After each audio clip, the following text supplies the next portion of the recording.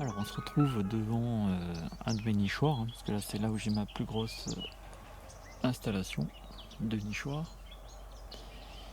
Et là j'ai introduit un bourdon, alors que je n'avais pas encore attrapé l'année dernière, j'en avais même pas vu l'année dernière.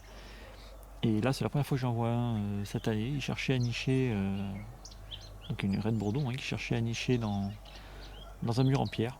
Et donc j'ai réussi, enfin je l'ai poursuivi pendant bien 5 minutes jusqu'à arriver au bassin. Et là, elle s'est posée sur le bassin, elle a commencé à chercher à nicher dans le bassin, et du coup là j'ai pu l'attraper. Je l'ai introduite dans ce nid. Alors j'avais pas le temps d'aller chercher le caméscope.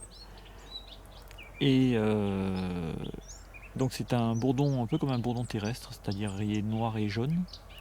Mais au lieu d'avoir le bout du cul blanc, il est orange, ce qui est assez joli. Et du coup, il a accepté le nid, puisque en sortant, il a bien regardé derrière lui en sortant du trou.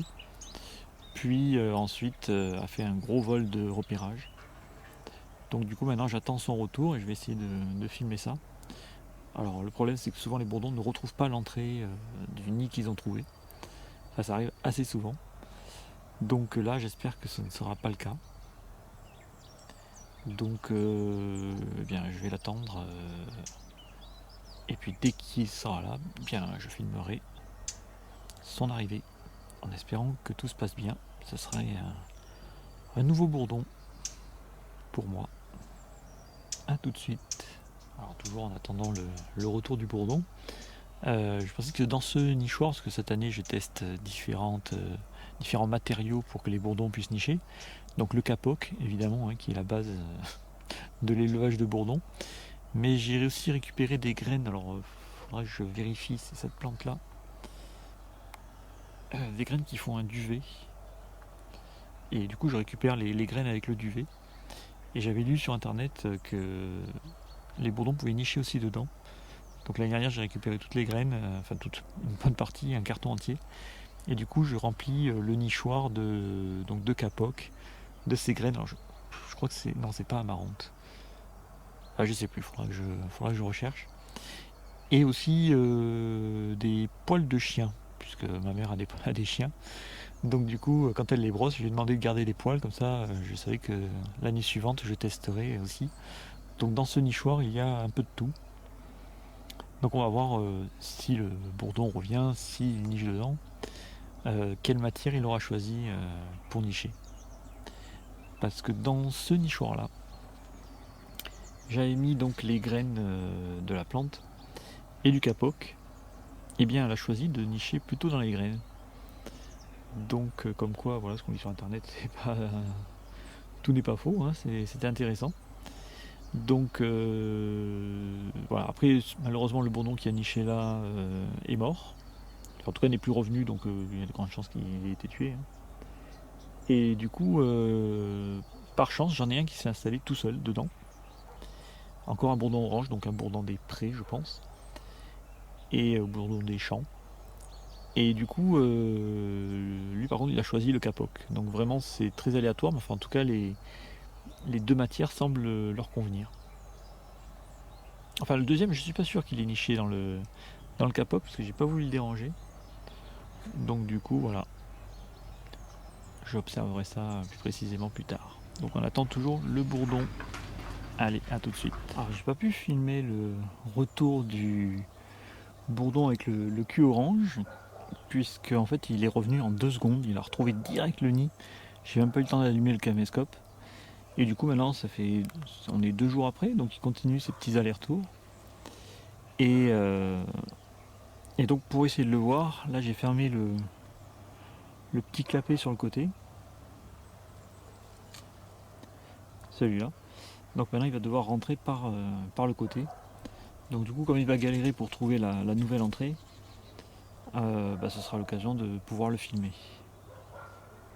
Là il a pas pu rentrer, enfin je sais qu'il voulait rentrer parce que j'étais devant.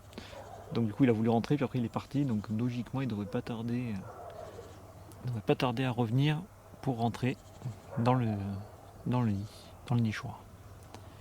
Hop. Donc voilà, on va l'attendre.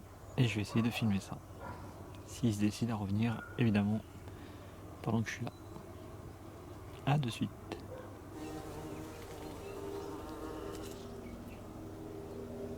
Alors,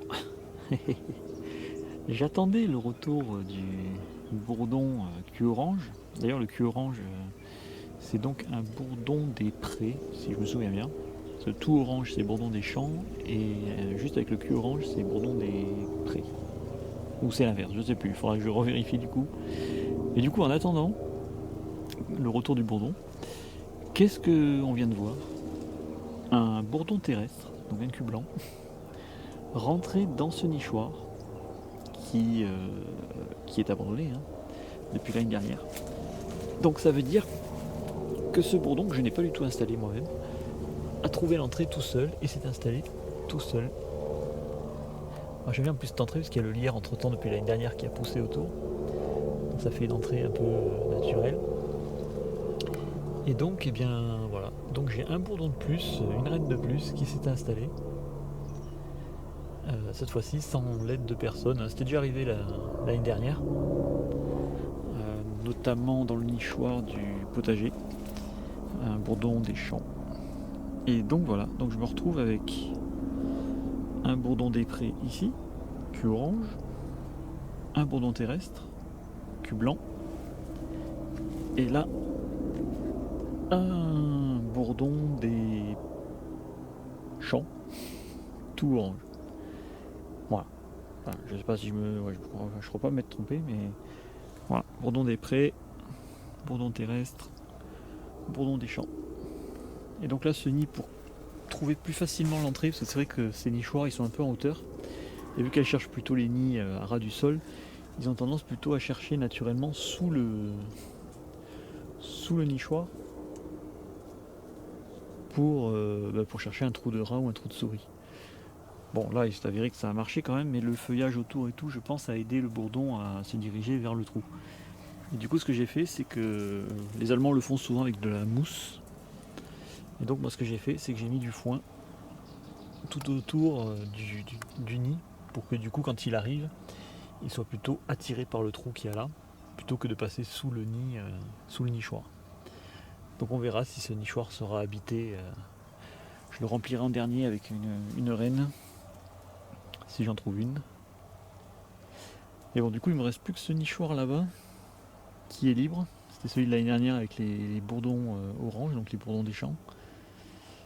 Et j'espérais qu'il y ait une reine du nid de l'année dernière, une des jeunes reines, qui s'installe automatiquement dans ce nichoir, mais ce n'est pas arrivé. Donc je me demande si le nid en fait avait produit des reines. Moi j'en ai pas vu.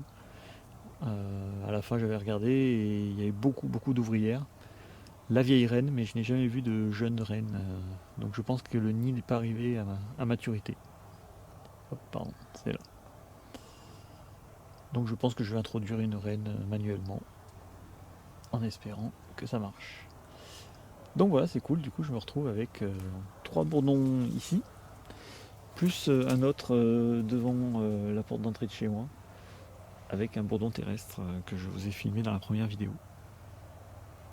C'est cool. Bon, j'attends toujours du coup le retour de mon bourdon des prés. Alors voilà mon bourdon des prés. Alors je vais fermer le capot sur le côté donc pour qu'il galère un peu pour trouver, mais voilà, il galère pas trop pour trouver la nouvelle entrée. Petite hésitation.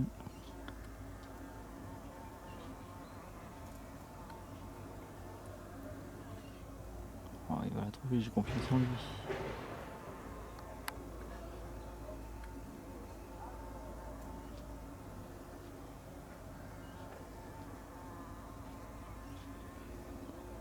Donc maintenant ça fait bien une semaine qu'il est installé dans ce nichoir.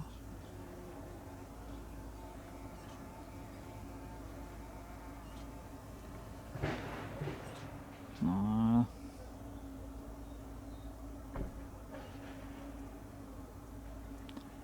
C'est l'occasion de pouvoir un peu le filmer, sinon il fait des allers-retours très rapides. Et en plus il fait très peu d'allers-retours. Parfois c'est juste 1 ou 2 dans la journée. Je sais grâce au petit bâtonnet que je mets devant l'entrée, donc je sais que quand il pousse les bâtonnets il a fait un voyage.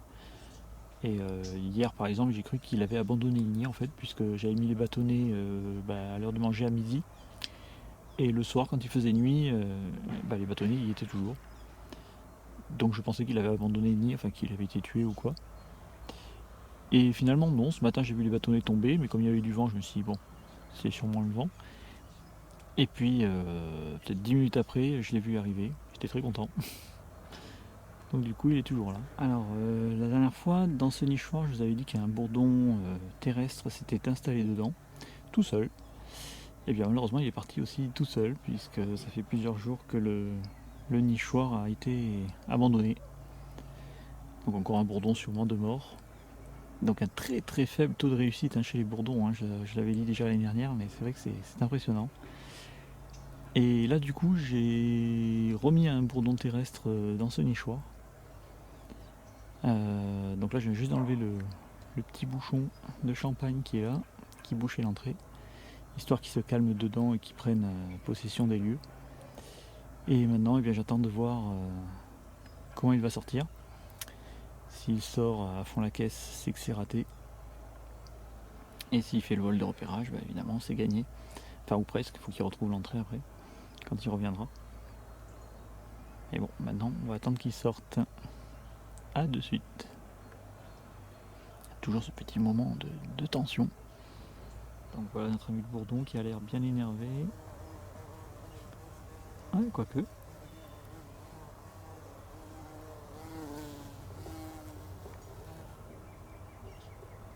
Non. Non, pour moi, ça n'a pas marché. Il a fait quand même un petit vol de repérage au début de l'entrée, mais après, il a tracé. Donc, encore un essai de raté. Aujourd'hui, c'est vraiment pas ma journée, puisque j'ai dû en attraper au moins 6 ou 7 même. 6 ou 7 tentatives, pas un seul n'a accepté les nichoirs. Voilà. Pourquoi? Je ne sais pas. Le hasard sûrement, puisque ça a marché d'autres fois. C'est comme ça, faut insister parfois. Allez, au prochain bourdon. Alors nous sommes dans le nichoir du bourdon des champs. Donc on va regarder juste l'évolution vite fait. Je sais que le bourdon n'est pas là normalement. Voilà. Donc qu'est-ce qu'on voit?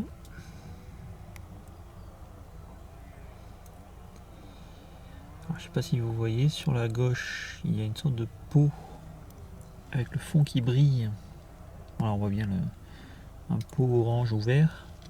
Voilà, et on voit un peu les reflets. Donc là c'est le nectar qui a été stocké dedans. Et à côté, on voit une sorte de boule de cire. Bon, c'est un peu flou, mais voilà. Et normalement, dans cette boule de cire, il y a les premiers œufs du bourdon. Donc là, en ce moment, elle est très souvent sur le nid, parce qu'en fait, elle couve le nid pour garder une température de 31 degrés, si je me souviens bien, pour pouvoir faire éclore les œufs. Donc du coup, elle reste dessus la plupart du temps. Elle sort vraiment rarement pour aller chercher du nectar et du pollen, mais sinon, voilà. Elle passe grande partie de sa journée à couver. Et là, je vois d'ailleurs un petit acarien qui se déplace, donc lui aussi en a, malheureusement. Voilà, bon, je vais pas laisser ouvert plus longtemps parce que sinon le nid va se refroidir. Alors, elle n'est pas là, j'espère qu'elle va revenir, qu'elle n'a pas abandonné le nid ou qu'il n'y ait rien d'arrivé. Donc voilà le point, on est le 4 mars, donc. Et voilà où en est le nid pour l'instant. Bourdon des champs, donc c'est le bourdon orange. Alors je vais vous filmer le bourdon des champs sur son nid, parce que normalement il est revenu, d'après les bâtonnets qui sont tombés devant l'entrée que j'avais mis.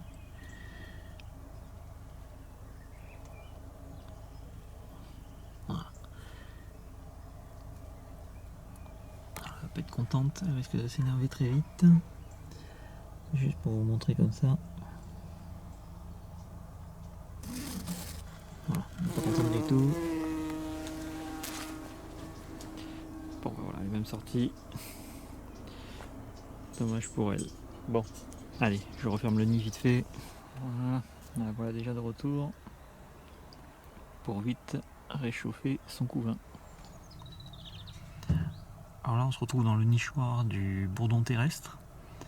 Donc on peut voir quasiment la même évolution que le bourdon des champs, c'est-à-dire une réserve de nectar. Donc là on voit bien le pot, je vais essayer de vous le filmer.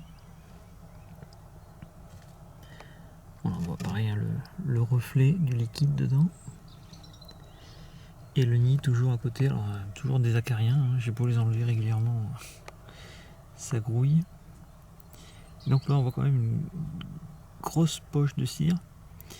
Et dedans donc il y a normalement les œufs et les larves. Donc là,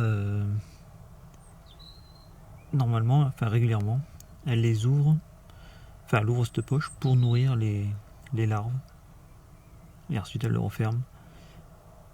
Et voilà, il y a toujours les acariens dessus. Et donc pareil, hein, elle est très souvent dans le nid maintenant. Elle reste sur le nid, elle couvre en fait les œufs. Elle dégage de la chaleur avec son corps. Alors là pareil, hein, là il fait pas très beau et il pleut un petit peu, donc je vais pas le laisser ouvert longtemps pour pas trop refroidir le nid. Mais donc voilà, une belle évolution quand même. Ça a mis du temps, mais maintenant ça y est, ça commence à bien grossir.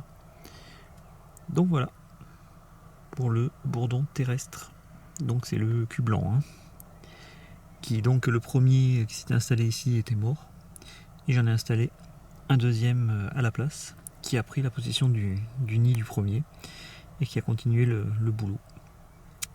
Donc voilà pour ce bourdon terrestre que je n'avais pas réussi à élever l'année dernière. Donc je suis très content. Alors on va finir la vidéo par le nid de bourdon terrestre. Alors je sais pas si vous l'entendez, la reine est déjà très énervée. Voilà, vous l'entendez. Et voilà, donc on va essayer de la filmer sur le nid. Bon, je la dérange vraiment très rarement. Là c'est vraiment pour la vidéo. Alors, il y a des chances qu'elle s'envole. Ah, voilà, je galère pour enlever le couvercle. Voilà. Ah oui, elle est là.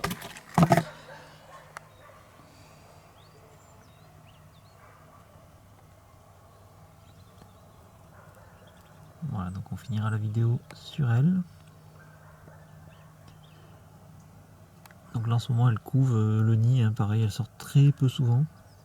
Maintenant elle couvre les œufs pour garder la température de 31 degrés. Donc je ne vais pas la déranger plus longtemps. Voilà, je vous laisse un peu profiter. Alors, on voit bien le pot de nectar, hein, et son petit cul blanc. Allez, je referme. Hop. Et en plus aujourd'hui il pleut, donc on va éviter de trop la déranger. Alors, attendez, hein, désolé pour le cadrage, je ferme la boîte. Voilà, priorité au bourdon. Hop, voilà, c'est fermé. Donc voilà, on va finir là-dessus. Vous ne verrez pas le nid. Attendez, je vais me mettre devant l'entrée. Hop. Donc vous ne verrez pas le nid du bourdon des prés. Tout simplement parce que je ne l'ai pas trouvé. Alors le bourdon continue de faire des allers-retours. Mais comme il a décidé de nicher dans les poils de chien, voilà, j'ai beau écarter un peu les poils, mais je ne veux pas non plus tout chambouler le nid juste pour ça. Surtout que c'est un bourdon plus rare que les autres, donc voilà, je le laisse tranquille. Et logiquement, il est au même stade que le bourdon des champs et que le bourdon terrestre, hein, puisque je les ai attrapés plus ou moins en même temps. Donc on verra ça plus tard quand le nid sera un peu plus développé. Et puis voilà, donc ce sera tout pour cette deuxième partie. Et puis je vous dis à bientôt. Ciao ciao.